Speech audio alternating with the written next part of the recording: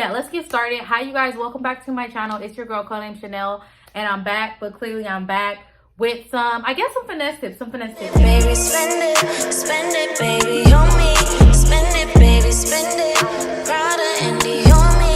Spend it all on me. Spend it, baby, spend it. Shopping spree, Chanel, please. And this video, y'all, do not take it seriously. And I have the utmost respect for these women because I truly believe this.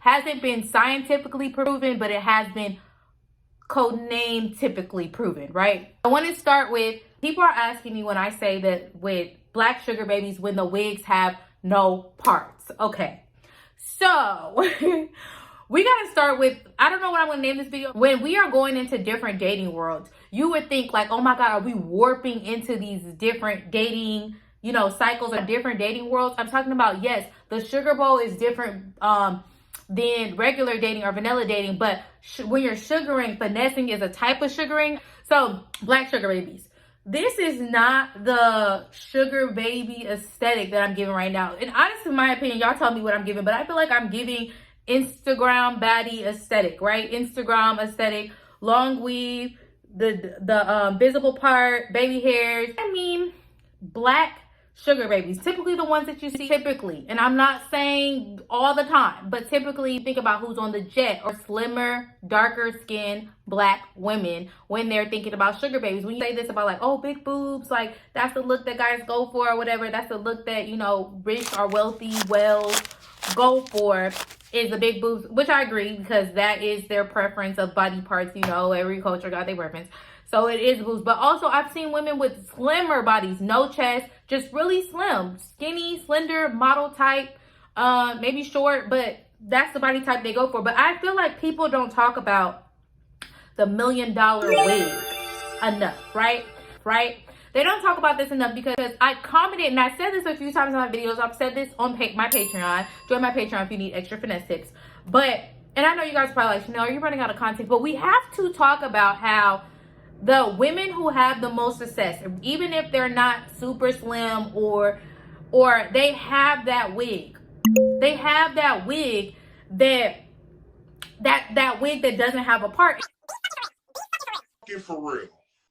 And it's not the partial sew-ins and the natural sew-ins, which the partial sew-ins and the natural sew-in girls, they're gonna get to the back too, okay? But it's the no part 2007 Tasha Mack wig that we have to talk about. We have to talk about the synthetic wigs that these girls are winning with. And you know what I think? I think that in general, we put too much emphasis on hair. And one thing that I will say that I've always said about hair is your hair should be natural colors. Now, if you are wearing pink hair out with these men and you go on dates and they love it, okay, good for you. All right, I get it! I even have tattoos. Well, you can see this tattoo, but you can't see like my tattoos when I used to go out on dates, or when I mentor women and I tell them, hey, ladies, do not show your tattoos. Success starts to look similar. So again, when I see these women who don't have channels or who aren't but I just know from social circles, I know they all have this same aesthetic. 27-year-old Nina Peterson is one of the world's most successful sugar babies. To prove my point even further, I went to a party with my friend out here in Dallas. This was like 2 years ago. And we met this lady, and she was an older woman who used to be a sugar baby. And we went to the party or whatever, and she was hosting. And actually her sugar daddy ended up marrying her sugar daddy. He ended up passing away. So we have to talk about how when I looked at her hair, it wasn't the frontal. It wasn't the baby hairs. You know what I'm saying? And I know you ladies keep saying, oh yeah, it's the natural look. It's the more natural hair. No. It's this wig. She had a wig similar to this. Her and her Party City wigs, honey. But I agree that is the standard sugar baby look, right? But as someone like me, I like to pull off all looks. I like to change up my look. I like to change up my hair. I like to try different styles.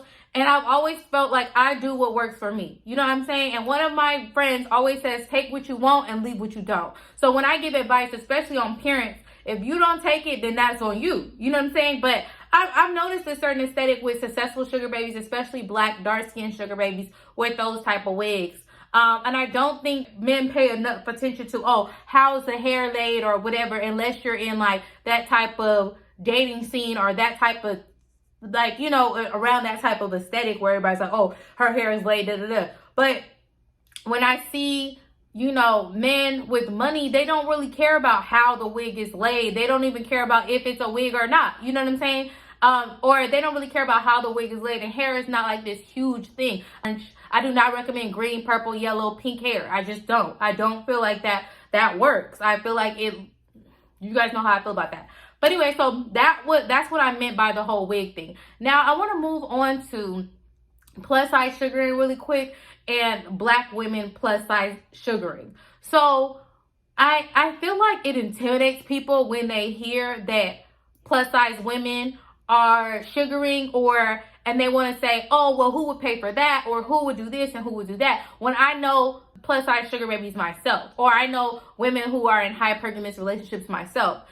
And I do feel like you have to put in that extra work. But it's so funny because I see this all the time when people try to tell me, well, you have to lose X amount of weight to look like this, or to fit into this, or to get men to spend this, which I feel like is true. A lot of people could use to lose 10 pounds, 15, 20. Me, every day I think about how can I lose 10 pounds in 10 minutes. I think about it all the time. But you also have to think about in the sugar bowl, because, you know, I wonder if people really be in the sugar bowl, dipping and dabbling in the sugar bowl, because in the sugar bowl, I would be considered plus size. So just imagine somebody bigger than me. They would be considered plus size. Like, you know what I'm saying? So if I didn't go where I was wanted, appreciated, needed, loved, respected, protected, then I would always be in this mind frame of, oh, well, I have this type of aesthetic, so I need to stay over here. What I feel like people are forgetting is about plus size sugar babies, or about a certain type of look that you don't generally see in that space.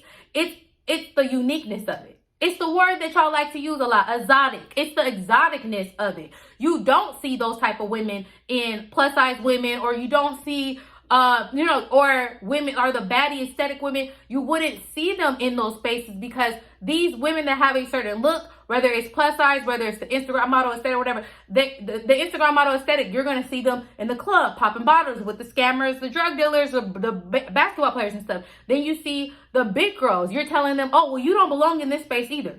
So when they actually stop listening to y'all motherfuckers and go wherever the fuck they want to go, and not listening to what people are saying, and of course, be the bad, gorgeous bitches as they are, because you're always going to have to put the cherry on top. So to me, it's not about describing the exact look that gets the bag or whatever, but it's more so like when they stop listening to the naysayers and go with the doers and the givers, then of course, like, they're going, it's the uniqueness of it. It's the, oh, wow, like, you know, I don't see this around here a lot. So I think that also gives you the upper hand as well. But one thing I will say, and I always bring this up, and she's one of my good friends, and we've become closer friends over the years, and she's a sugar baby in LA, and recently just moved to San Francisco with her SD. And I want to say this too, because I have brought this up to, me and her was talking before, and she has said, one of her family members in like a group chat has said something about like, oh, well, the man she's dating is married, because they assume that she has to be somebody's secret. Again, because she's expressing this to me, because our brown skin BBW, that they assume that this man has to be married.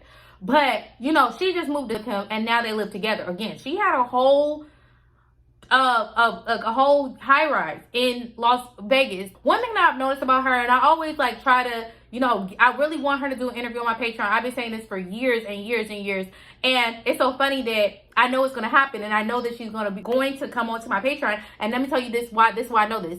Y'all listen here. I know this because I did the same thing with my sister. My sister has been a sugar baby on and off for the past 7 years, and I finally got her on my Patreon after 3 years. After 3 years, you just gotta present it to them. You gotta. How you say you gotta beat them down? I gotta beat these girls down to get them on Patreon. So the intensity, the prayers going up, it's getting close. But anyway, just knowing like her and her SD's relationship, and now it's more so a boyfriend and girlfriend relationship. It's important to be around somebody who's proud to be with you, and that you're not a secret. And that's why I don't recommend dating married men. You don't need to be nobody motherfucking secret. And when people always ask me this about like, okay, well, what about married men? I don't like to give advice on dating married men. I just don't. And you guys might say, oh, it's my moral compass or Chanel, but I'm just keeping it funky. If I'm not 1, then I'm 2, then I'm 3, then I'm 4, then I'm 5, then I'm 6. If I'm not 1, then I'm something else. You know what I'm saying? So my friend who was a BBW, knowing her dynamic with her SD and how it evolved into like, okay, yeah, it was money and they would meet here and there, and then to a relationship, and just seeing her, how confident she is. It was never because like, oh my God, I can't believe you're so confident. Someone who is consistent, who's low key, because I don't think you guys realize that a lot of these women are very low key. A lot of these women that are getting big bags from men are very low key. And they have their receipts, baby. But, you know, not to make this about that. But, yeah, back to the standard black sugar baby. So, I see a lot of ladies running to get surgery. If you're running to get surgery and you're in the sugar bowl, just run to get a little bit of lipo, suck that waist in. The booty ain't too big. There you go. Right there. Right? There you go. Because when you're doing it for yourself, of course, doing your body for yourself. If you want to get surgery, I totally get it because that's your decision. That yeah, there is a preference in the sugar world, there is a preference in the dating world, and I would say this: the finesse game is not for everyone, but anyone can do it. If you're new here, don't forget to like, comment, and subscribe, you guys. Thank you so much for watching my channel. Follow me on Instagram, Codename Chanel, my Snapchat, Chanel Kid Herb, and my TikTok is Codename Chanel as well. Thank you guys. I'm out.